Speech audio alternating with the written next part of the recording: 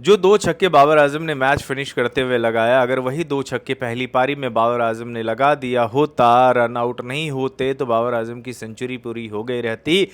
ऐसा कहते हुए मैंने बहुत सारे क्रिकेट फैंस को, बाबर आज़म के फैंस को मतलब कहते हुए सुना, देखा, कमेंट पढ़ा मैंने आप लोगों का। और उसके बाद मुझे ये रियलाइज़ हुआ कि लाइफ में सब कुछ नहीं मिलता है। मिलने का जो वक्त होता है वो ऊपर वाले के हाथ में होता है, वो अपने हिसाब से ही देता है। अब आप ये सोच रहे होंगे या फिर बाबर सोच रहे होंगे कि यही 2 छक्के अगर मैंने पहली पारी में लगा दिए होते तो मेरी सेंचुरी पूरी हो गई रहती, लेकिन हो सकता है कि तब आप मैच नहीं जीतते। लेकिन ये जो 2 छक्के आए वो सही टाइम पर आए हैं और आपने मैच जितवाया है, जो कि किसी भी प्लेयर के लिए सबसे बड़ी बात होती है। तो मेरे ख्याल से ये काश अगर मगर के फेर में ना पड़ते हुए इंसान को अपना कर्म करते रहना चाहिए, अपना काम करते रहना चाहिए। नतीजा आपके हाथ में नहीं होता है, रिजल्ट्स आपके हाथ में नहीं होता है, लेकिन उस प्रोसेस पर आपको ध्यान देना चाहिए। सेंचुरी आज नहीं तो कल आ जाएगी, जब आना होगा सही टाइम पर आ जाता है ना। सही टाइम पर सब कुछ मिल जाता है, थोड़ा सा वक्त लग जाता है। ऐसा मैंने बूढ़े बुजुर्गों को कहते हुए हमेशा सुना है और ये बात मुझे बहुत ज़्यादा परफेक्ट भी लगता है कि इंसान को जो है इतना ज़्यादा शिकायत नहीं करनी चाहिए, जो मिल गया उसी में खुश हो जा। मेरे ख्याल से बाबर आजम की सेंचुरी आने वाले टाइम में कई मैचों में लग सकती है, लेकिन ये मैच जीतना सबसे ज़्यादा ज़रूरी था और वो सही टाइम पर आया। बाबर आजम नॉट आउट गए, 24 रन की पारी खेली, 2 छक्के उन्होंने लगाए। हाँ, वो 2 छक्के लगाए। लोगों का जो वो काश अगर मगर है वो कभी ख़त्म नहीं होगा, क्योंकि वो बाबर से मोहब्बत करते हैं, तो वो उम्मीद में रहते हैं कि बाबर आजम सेंचुरी भी बनाए, मैच भी फिनिश करे। सबको सब कुछ सही टाइम पर नहीं मिल सकता है। जो ऊपर वाले के आपका लिखा हुआ होता है ना किस्मत में, आपको उसी के अकॉर्डिंग मिलता है, इतना आप जान लीजिए। तो इतना काश और अगर मगर छोड़ दीजिए, मैच ख़त्म हो चुका है। बाबर ने नॉट आउट हो गए, मैच फिनिश करके वापस लौटे, जो सबसे बड़ी बात होती है। तो बस खुश रहना सीख लीजिए। ये जितने भी फैंस हैं आपको मैं बोल रहा हूँ, अगर मगर के चक्कर में ना रहिए। इसके अलावा एक चीज़ और नोटिस करो कि देखो कितना परफेक्ट सही टाइम पे सब कुछ मिलता है ना।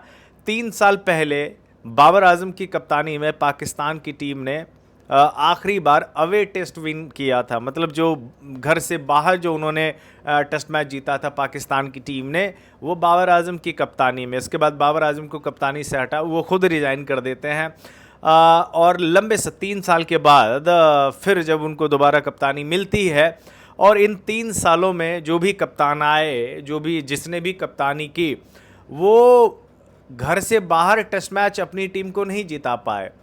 और उस 3 साल के बाद फाइनली जब जीत मिली है, तो वो भी बाबर आजम की कप्तानी में। लाइफ जो है ना वो पूरी तरह से एक सर्कल है, वो घूमते घूमते घूमते जो है ना फिर वहीं पे आ जाती है। इससे बहुत कुछ सीखने को मिलता है। मैं वही तभी आपको बता रहा था ना शुरू में कि काश अगर मगर पे नहीं रहना चाहिए और ऊपर वाले से इतना ज़्यादा शिकायत भी नहीं करना चाहिए, क्योंकि जब उनको देना होगा वो आपको देगा। अब सोचिए कि इन 3 सालों में पाकिस्तान टीम की उम्मीदें गई, कई बार पाकिस्तानी फैंस का दिल टूटा, बहुत कुछ हुआ, बाबर आजम का डाउनफॉल भी आया, बहुत कुछ उसने देखा, सोचा, समझा।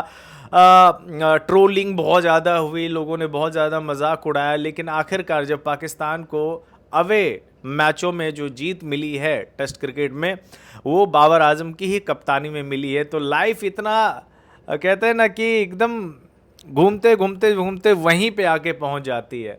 अब आगे क्या होगा नहीं पता। इंग्लैंड में अगर आप एक भी टेस्ट मैच जीत लेते हैं, 3 मैचों की टेस्ट सीरीज है, ठीक है, अगर आप एक भी जीत लेते हैं ना, तो ये बहुत बड़ी जीत मानी जाएगी, क्योंकि इंग्लिश कंडीशंस में और इंग्लैंड में जाकर टेस्ट सीरीज जीतना तो बहुत बड़ी बात हो जाती है।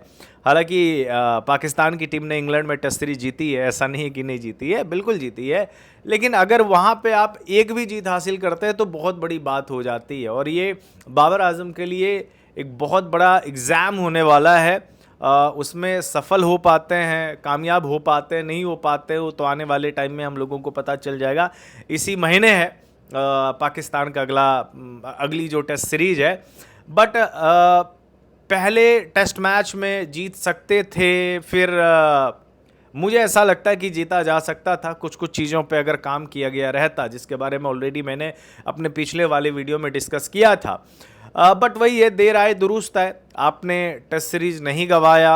मुझे तो ऐसा लग रहा था 2-0 से पाकिस्तान की टीम हार जाएगी, जिस तरीके से पाकिस्तान टीम का परफॉर्मेंस रहा है टेस्ट क्रिकेट में, बट ऐसा नहीं हुआ।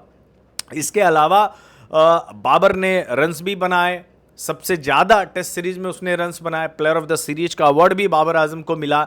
अब देखिए कि लाइव जो है ना, कितना मतलब एक टाइम बाबर आजम को टेस्ट टीम से ड्रॉप कर दिया गया था। कामरान गुलाम को मौका मिला था, अगर मैं गलत नहीं हूं तो, ठीक है, कामरान गुलाम को मौका मिला और हर किसी ने बोल दिया बाबर आजम का टेस्ट करियर ख़त्म है।